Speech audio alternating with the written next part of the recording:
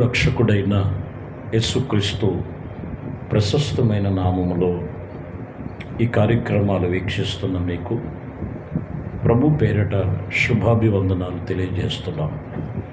దేవుని కృపను ఈ పూట వాక్యము ఇర్మియా గ్రంథం 33వ అధ్యాయము 9వ వచనాన్ని వాక్యం చదువుతున్నాం. భూజనులందరి ఎదుట వారు నాకు ఇష్టమైన పేరు సొంత కార్యములుగాను ఘనతాస్పదముగా ఉందురనిరి.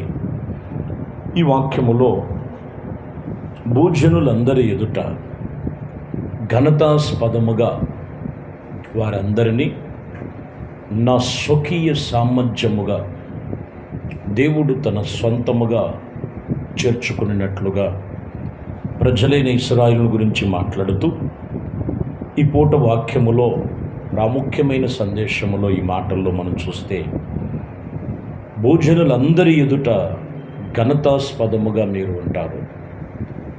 చూడండి, ఈరోజు ప్రతి మనుషుడు కూడా నా పిల్లలు, నా కుటుంబం, నాకు కలిగిన ప్రతి ఒక్కటి, ఇంకా చెప్పాలంటే మా సంఘములో ఉన్న ప్రతి ఒక్కటి ఒక ఘనముగా ఉండాలి, ఒక ఘనతకెక్కాలి, ఒక ఘనతాస్పదముగా ఉండాలని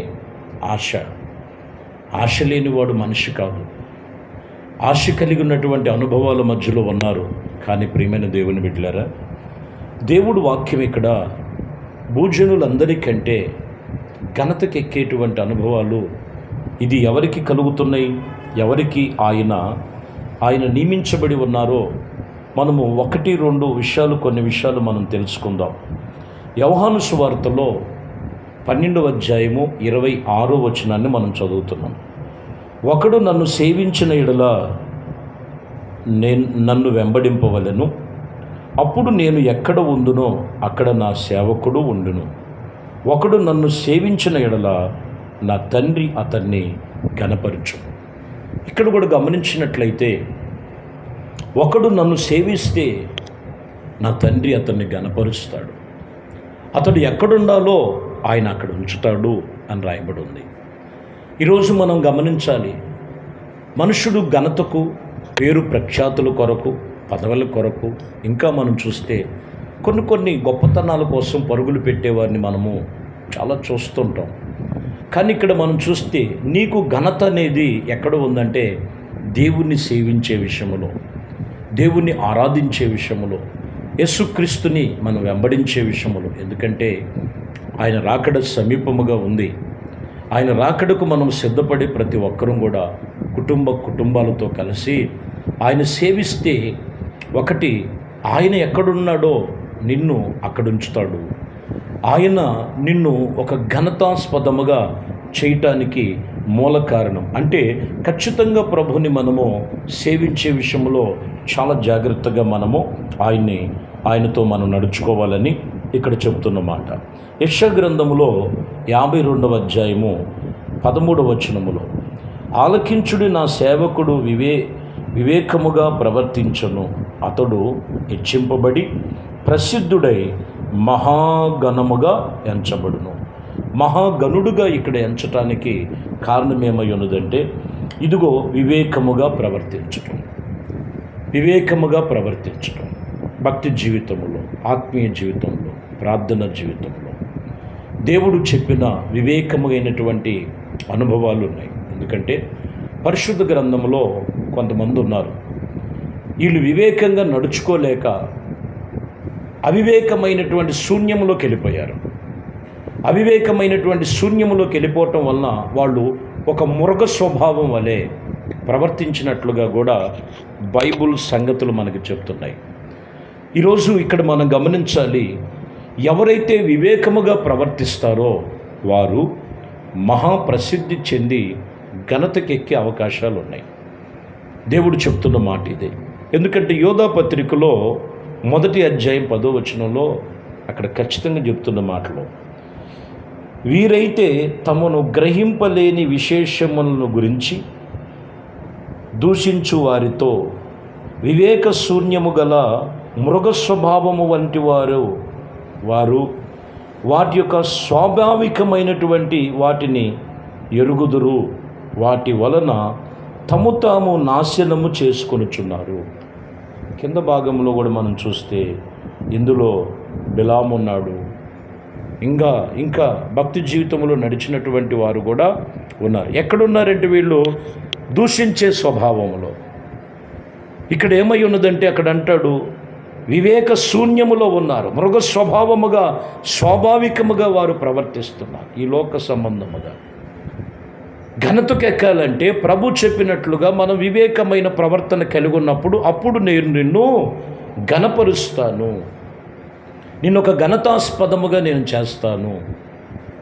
చేసే భక్తి జీవితంలో, ప్రార్థన జీవితంలో, దేవుడితో నడిచేటువంటి నిబంధనలో ఎలా ఉందో, మనము వివేక శూన్యములో ఉన్నారా అనేకులు, లేదా నేను వివేకంగా ప్రవర్తించి ప్రభు ఇచ్చే ప్రతి బహుమానము ఘనత నేను పొందుకునే అనుభవాల్లో నా ఆత్మీయతను చాలా జాగ్రత్తగా నేను అనుసరించి నడుచుకోవాలనే ఆలోచన విధానాలు ఎందరిలో ఉన్నాయి. చూద్దాం. విలాపి వాక్యములో మనం ప్రారంభములో వారు ఎలా ఉన్నారంట, వాళ్ళు ఘనతకెక్కవలసిన వారు, వాళ్ళు ఘనతకెక్కవలసినటువంటి వారు. 4లోకి వచ్చేలకే 4వ అధ్యాయము 7వ వచనములో మీరు చదివితే, దాని గనులు హిమము కంటే శుద్ధమైన వారు, వారు పాల కంటే తెల్లనైన వారు, వారు శరీరము పగటము కంటే ఎర్రనవి, వారి దేహకాంతి నీలము వంటిది. అటువంటి ఉన్నటువంటి పరిస్థితుల్లో కింద భాగములకు వస్తే వారి ఆకారము బొగ్గు కంటే నలుపు అయిపోయింది. కారణం ఏంటంటే వారు చెప్తున్నారు, మా హృదయములో నుండి నాట్యము దుఃఖముగా మారిపోయింది, మా తల మీద నుండి కిరీటములు పడిపోయినాయి, ఘనత పడిపోయింది. కారణం మేము యెహోవా దృష్టికి పాపం చేసి ఉన్నాం. ఈరోజు ఘనతకు రావాల్సినటువంటి మనుషుడు ఏదో ఈ లోకములో తుచ్చమైన అభిలాషలలో పడిపోయి పాపములో పడిపోవటం వలన ఇదిగో వారి ఆకారము బొగ్గు కంటే హీనమైపోయినట్లుగా, అంటే వాళ్ళు ఆ ఘనతాస్పదం యొక్క ఆ స్థితి, ఆ భయంకరమైన పరిస్థితుల్లో పడిపోవటానికి మూల కారణమని వాక్యం ఇక్కడ చెప్తున్నమాట. కాబట్టి ఇక్కడ చెప్తున్నటువంటి విషయంలో మనము దేవుని సన్నిధిలో ఏం కలిగి ఉండాలంటే, ఒక గ్రహించగలిగిన వివేకము కలిగి యథార్థంగా ప్రవర్తిస్తే దేవుడు వారిని ఘనతాస్పదముగా ఉంచుతాడు. దానియేలు గ్రంథములో మనకు తెలుసు 6వ అధ్యాయం 2వ వచనములో, వారు పైన 3 ప్రధానులను నియమించను, ఆ 3లో దానియేలు ప్రాముఖ్యుడు. రాజునకు ఇష్టము కలుగుటకున్నట్లుగా ఆ అధిపతులలో తప్పకుండా వీరికి లెక్కలు ఇదిగో ఒప్పింప చేసే విషయంలో ఆజ్ఞ ఇవ్వటానికి ఈ దానియేలు అతి శ్రేష్టమైనటువంటి బుద్ధి కలిగిన వాడు, ప్రధానులలోనూ అధిపతులలోనూ ప్రాముఖ్యము నొందినవాడు గనుక రాజ్యమంతటి మీద అతనిని నియమింపవలెనని రాజు ఉద్దేశించి ఉన్నాడని చెప్పాను. అంతటి ఘనతకెక్కటానికి అతి ప్రాముఖ్యుడు, శ్రేష్ఠుడు, అంతటికి ఘనతకెక్కటానికి దానియేలులో ఉన్నదేంటి? దేవుని యందు వివేకము కలిగినవాడు, ప్రార్థన యందు పట్టుదల కలిగినవాడు. దానియేలుకు శోధనలు రాలేదని చెప్పలేదండి, శోధనలు అనుభవించాడు, కష్టాలు పడినాడు, నిందలు వచ్చినాయి. అయినా కానీ ప్రార్థన మానల, ఆత్మీయతను విడవల, యథార్థతను విడిచిపెట్టల. ఆ పడిన పరిస్థితులు, ఆ కృంగిన సమయాల్లో నానా విధమైనటువంటి పరిస్థితులు ఎదురైనప్పటికీ దానియేలు వాడికి చొప్పున ప్రార్థన చేసినవాడు, ఆత్మ సంబంధముగా దేవునితో నడిచాడు. అందుకనే ఇదిగో దానియేలు ప్రాముఖ్య నొందినవాడే, ప్రధానిలో ప్రఖ్యాతి నొందినవాడుగా ఘనతకెక్కినట్లుగా బబులోను దేశంలో మనకు కనపడుతున్నారు. ఈరోజు దేవుని వాక్యం చెప్తున్నటువంటి విషయంలో ఖచ్చితంగా మనము ఘనత పొందుకోవాలంటే ప్రభు చెప్తున్నటువంటి మాట, ప్రియులారా, ప్రభు ఆత్మ సంబంధమైనటువంటి గొప్ప కార్యముల చేత ఆయన సన్నిధిలో మనము నిబంధన కలిగి ఆయన గొప్పవారుగా ఉండటానికి దేవుడు మనల్ని ఆయన నియమించారు. ఆయన మన కొరకు గొప్పగా ఆశీర్వాదముగా మార్చుచున్నాడని లేఖనాలు ఇక్కడ తెలియజేస్తున్నటువంటి మాటలు. కాబట్టి ఈ లేఖనములను దేవుడు మనతో మాట్లాడుతున్న ప్రతి మాటను మీరు గమనించి, ఇదిగో ఈరోజు నిన్ను ప్రభు ఇన్ని మాటల చేత, వాక్యము చేత ఎందుకు నీతో పలకరిస్తున్నాడంటే, నీవు ఒక భూజనులందరికంటే యేసుక్రీస్తుని నమ్మిన పిల్లలు ఒక ఘనతకెక్కాలి, ఘనతాస్పదముగా ఉండాలి. అదే ప్రభువు యొక్క ఉద్దేశ్యము యొక్క ప్రణాళిక.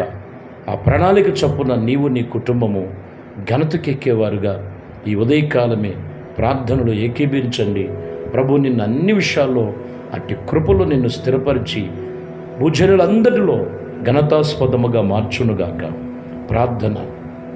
మహాపరిశుద్ధుడా, ప్రేమ కలిగిన తండ్రి, దయగలిగిన మా ప్రభువా, మీ శ్రేష్టమైన పరిశుద్ధ నామమును బట్టి మీకు వందనాలు. ఈ ఉదయకాలము ఈ ప్రార్థన వాక్యం విన్నారు. వారి మనస్సులోనైనా అయ్యా ఎక్కడైనా వివేక శూన్యం ఉన్నదేమో, వివేకముగా ప్రవర్తించి, ఇదిగోనైనా యథార్థముగా ప్రవర్తించి దేవుని యందు ఒక దానియేలు వలె ఇదిగోనైనా మీ సన్నిధిలో ఒక శ్రేష్ఠుడుగా, ప్రాముఖ్యుడుగా, ప్రధానుడుగా పొందుకొనటానికి అర్హుడుగా అంత ఘనతకెక్కినటువంటి మూల కారణం ఏంటంటే ప్రార్థనా పరుడు, నమ్మకమైన వాడు, దేవుని యందు భయభక్తులు కలిగిన అనుభవం. ప్రతి ఒక్కరికి అట్టి కృపలు స్థిరపరిచినైనా మీ సన్నిధిలో అట్టి ఘనతాస్పదముగా వారు అన్ని విషయాల్లో ఘనతకెక్కినట్లు మీ కృపలో జ్ఞాపకం చేసుకోనమని, ఘనత, మహిమ, ప్రభావాలు మీకే పొందుకోమని యేసుక్రీస్తు నామములో ప్రార్థించి వేడుకొనుచున్నాము తండ్రి. ఆమేన్. ప్రభు మిమ్మల్ని దీవించి ఆశీర్వదించునుగాక. ఆమేన్.